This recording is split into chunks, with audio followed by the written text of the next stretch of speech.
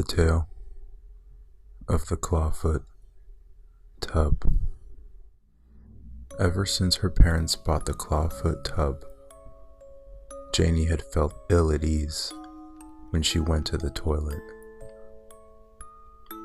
Her father said it was just a vintage Victorian tub, but she suspected he had just gotten it cheap from an old antique store. Almost everything they owned was used. Her father could never resist a discount. Something about the antique bath bothered her.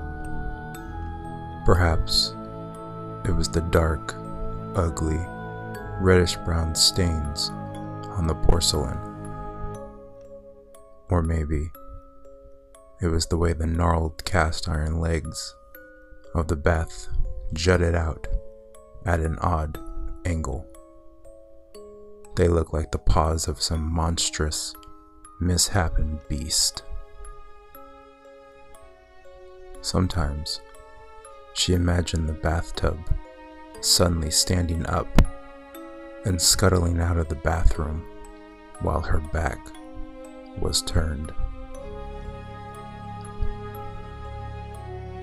Janie was almost 13 years old, but her mother still treated her like a child, telling her when to get up, when to do her homework, when she could watch TV, and when she had to go to bed.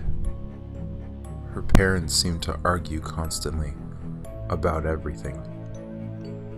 Even the slightest thing would spark a feud that could last for hours. She couldn't remember a time when there had been peace and quiet in the house. All day long, her mother and father would be at each other's throats, having argument after argument. Often at night, when her parents were yelling and screaming, Janie would put a pillow over her head to block out the noise and cry herself to sleep. With all the chaos at home, young Janie sometimes felt as if she was losing her mind. Lately, she'd begun to doubt her sanity more and more. Every time she went into the bathroom to take a shower or to brush her teeth, she would see things out of the corner of her eye. Reflected in the mirror, she could always see the Clawfoot Tub behind her. Once, she thought she saw blood running down out of the faucet. But when she turned to look, the taps weren't running. On another occasion, she fancied she saw some dark, shadowy shape lying in the tub, its head barely peeking over the side. But of course, when she spun around, her heart facing with fear, but the Clawfoot Tub was empty.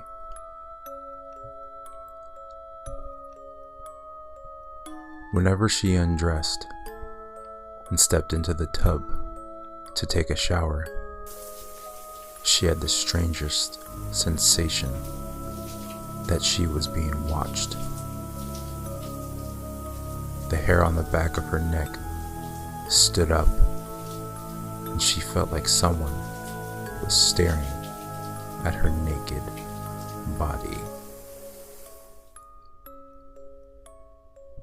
One night, while she was taking a shower, she dropped the soap.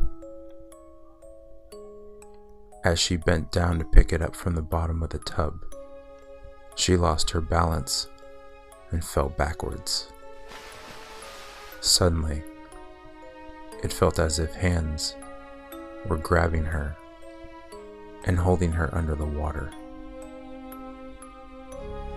The terrified girl kicked and struggled, eventually freeing herself from the invisible paws that seemed to clutch tightly at her skin.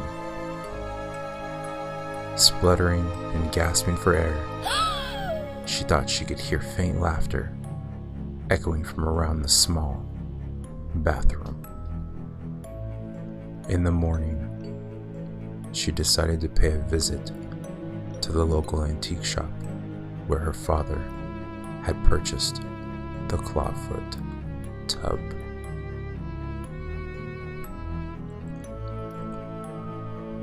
When she asked the owner about the vintage bath he had sold a few days before, she was shocked by the horrifying tale he had to tell. Apparently, the old Clawfoot Tub dated back to the Victorian era. The man said that it had once belonged to an infamous and reviled serial killer named George Hagg. Janie's jaw dropped and she began to shake with utter fear. The man said that the serial killer would lure young girls back to his house and run a bath for them. Then, while they bathed, he would spy on them through a hole he had drilled in the wall. When they least expected it, he would pounce on them and hold their heads underwater until they drowned. The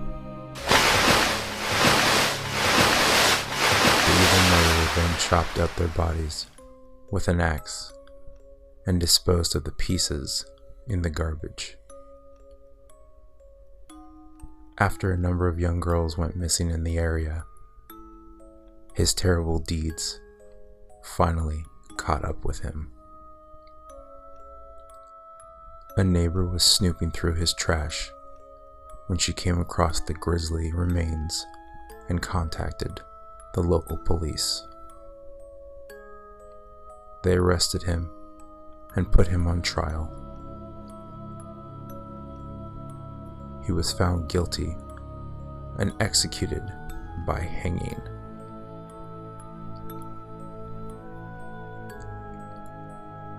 Janie was terrified beyond belief. She had realized that she had to convince her parents to get rid of the Clawfoot Tub before something horrible happened to them. The young girl ran back to her house as fast as her legs would carry her. When she got home, she found her father sitting alone on the living room sofa. The TV was off, and the house was deathly quiet. "Where's Mom?" asked Janie. "Why, she's upstairs, taking a bath," said her father. "I'll go check on her." Janie sat on the sofa while her father went upstairs. The house was so quiet, it unnerved her. She wasn't used to this much silence.